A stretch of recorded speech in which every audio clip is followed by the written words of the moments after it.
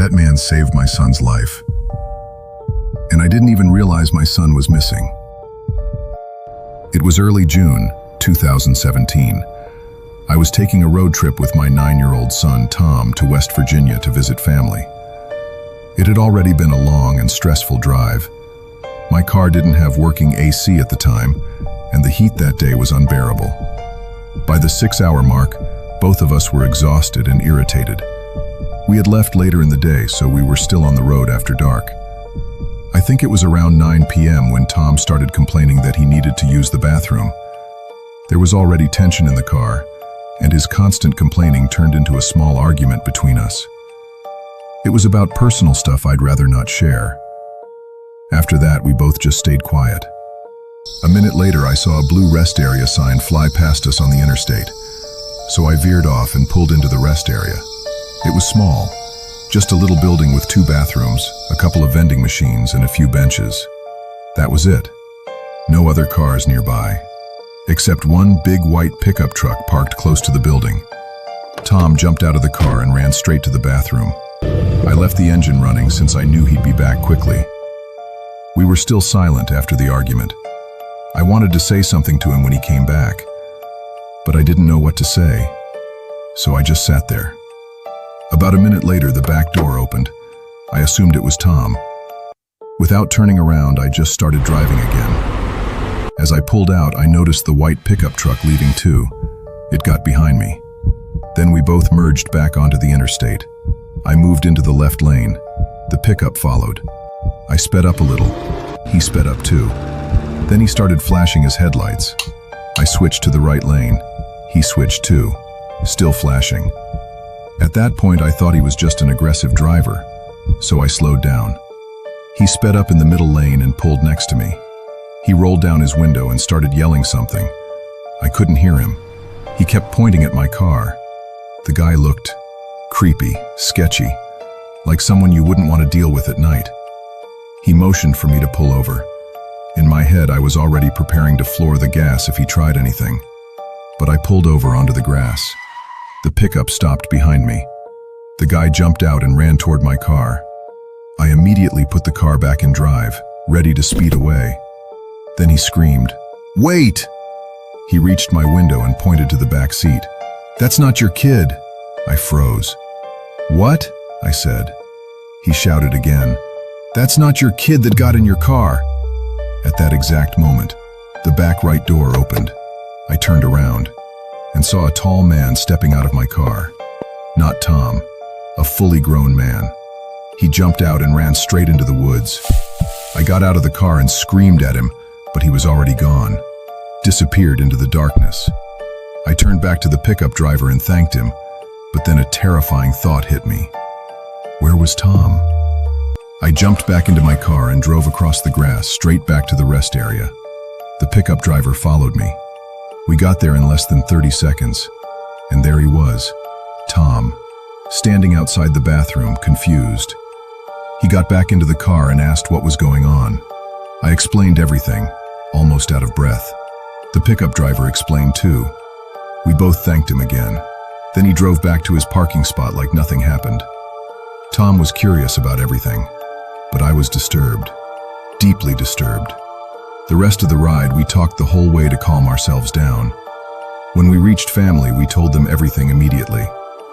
I never saw the face of the man who got into my car, and honestly, maybe it's better that I never turned around, because I don't know what he would have done if that stranger hadn't followed me.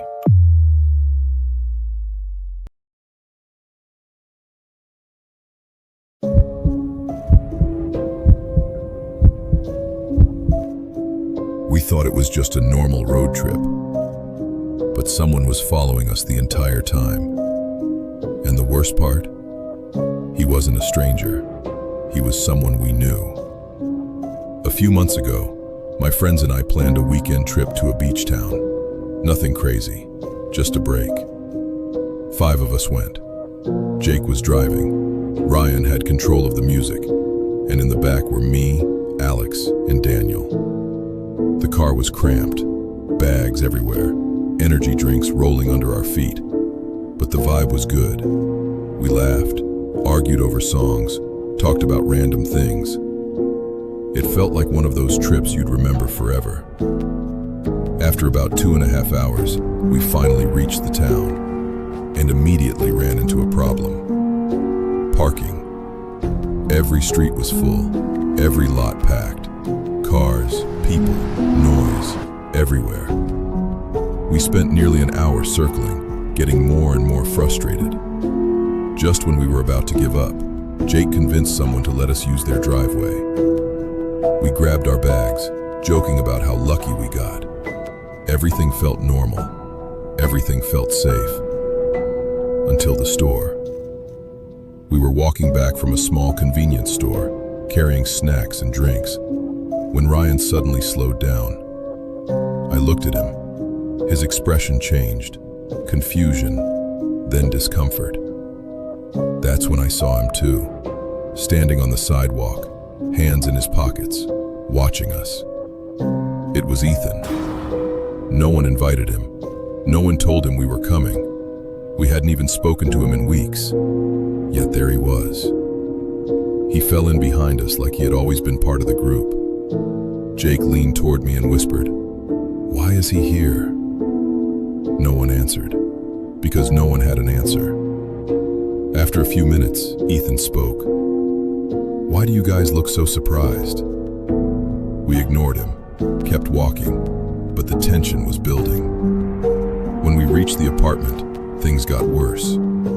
Ethan walked straight to the door like he belonged there. When it opened, he stepped inside and said quietly, "I'm staying here tonight."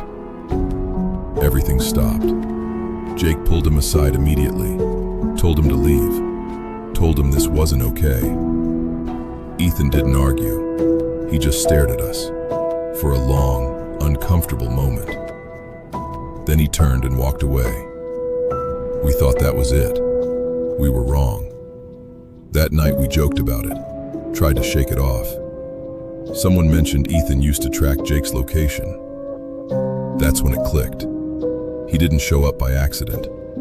He followed us. The next day felt normal again. Beach, food, music, crowds everywhere. But that evening, something changed. Ryan checked his phone and went quiet.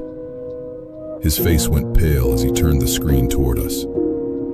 Ethan's location was right next to us. Not nearby, not in the same area, right next to us, like he was watching. Then suddenly, the location started moving, fast, like a car speeding away. We laughed it off, told ourselves it was a glitch, a coincidence. That was a mistake. That night, I woke up to the sound of glass shattering. My eyes snapped open, heart pounding. Everyone else was asleep, silent, unaware. I stood up slowly, grabbed an empty bottle, and stepped into the living room. One step at a time, trying not to make a sound. And then I saw it. The balcony door, completely shattered. Glass everywhere. Cold air rushing inside, and a large rock on the floor. Someone had thrown it. My chest tightened. I already knew. I turned to wake Jake, but then I saw movement. The closet door. It shifted, just slightly, like someone was inside. My hands started shaking. My breathing got heavier.